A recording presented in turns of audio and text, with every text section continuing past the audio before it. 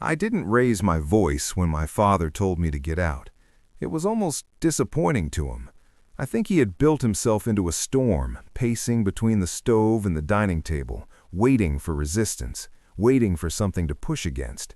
"You're 32, he said. "No stable job, no office, no title anyone understands. You sit with a laptop all day. You call that a career?" My mother stood near the sink, drying plates that were already dry. "You've embarrassed us enough," he continued. "If you want to live like this, go live in the streets. At least then it would make sense." I remember noticing the clock on the wall. At 1:77 p.m., the second hand kept moving, indifferent. I had imagined this confrontation many times over the years. In those private versions, I would calmly explain everything: the contracts, the acquisitions, the revenue reports, the team of 60, 2 people who answered to me across 3 countries. I would show him numbers, wire transfers, headlines. But when the moment arrived, none of that felt important, because this wasn't about money. It was about him needing to understand something he didn't build. I picked up my bag from the hallway bench. I had packed it weeks ago without admitting to myself why. "You're not even going to argue?" he asked. I looked at him. He looked smaller than his anger. "I don't need to," I said. The smile I gave wasn't triumph, it was protection. If I opened my mouth further, I might have said something cruel, and cruelty would have tied me to that kitchen forever. I left. For 3 weeks, I did not call. I rented a quiet apartment near the marina downtown. Nothing extravagant, just efficient and anonymous. I worked from a glass-walled office 2 floors below it, inside a building that bore my company's name in brushed steel letters. I had founded the firm 8 years earlier. Data infrastructure, scalable analytics, boring to explain at family gatherings, extremely valuable to the right clients. Last year, we cleared in $15 million in personal income after restructuring and equity consolidation. My parents thought I was unemployed. Part of that was my fault. I had stopped trying to explain. Every conversation with my father ended the same way. "Is it real?" he'd ask. "Is it stable? Or is this some internet thing that disappears tomorrow?" He grew up believing stability meant a physical office, a time card, a pension. I built something that didn't look like his version of work. That difference hardened into judgment. Still, I kept hoping one day he would ask with curiosity instead of suspicion. He never did. The shift came quietly, the way most real shifts do.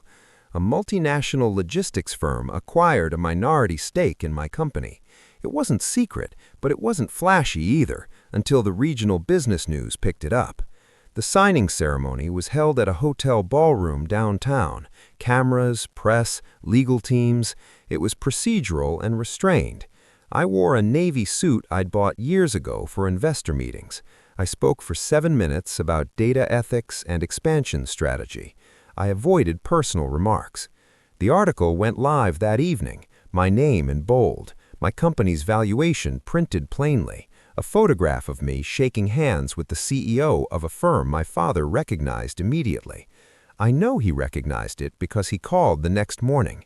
His voice was different, not angry, not loud, careful. "I saw something," he said. "Yes." There was a pause, long enough to feel like gravity. "You didn't tell us." "I tried," I said gently. "It just didn't look the way you expected." Silence again, this one heavier. My mother got on the line next. She didn't speak at first. I could hear her breathing. "Is it true?" she asked. "Yes." Long enough, cool. We met 3 days later at a cafe halfway between their house and my office, neutral ground. My father arrived early. He stood when I approached, which he hadn't done since I was a teenager. Up close, I could see the confusion in him, the recalculating. "You should have said something," he said. "I did."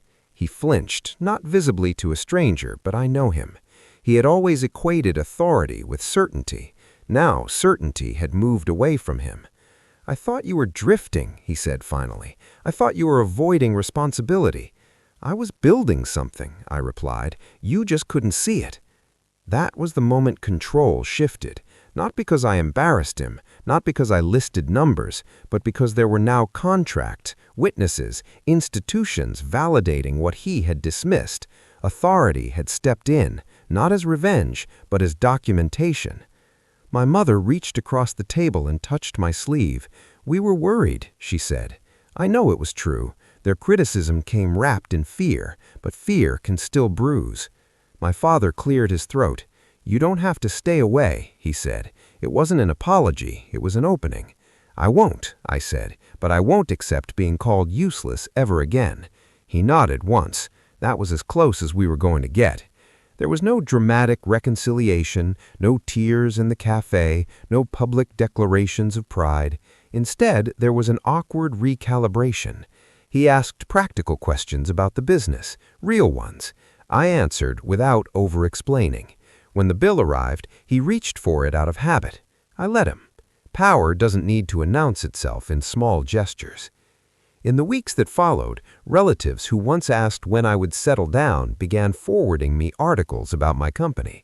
My father mentioned my name differently in conversations, I'm told, with less warning, more certainty. But something inside me had shifted too. For years, I believed that once he understood, I would feel whole. I didn't. Understanding doesn't erase memory, it just reframes it. The night he told me to live in the streets still exists. His voice still echoes in certain quiet moments. Success didn't cancel that. What it did give me was clarity.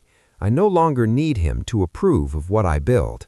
When I visit their house now, I park in the same driveway, I sit at the same kitchen table. The clock still ticks on the wall, but I don't shrink there anymore.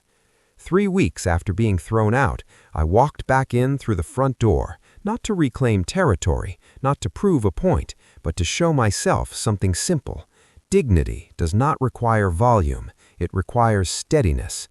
My father met me in the hallway that day. He stepped aside so I could enter first. A small gesture, not dramatic, not cinematic, just unmistakable.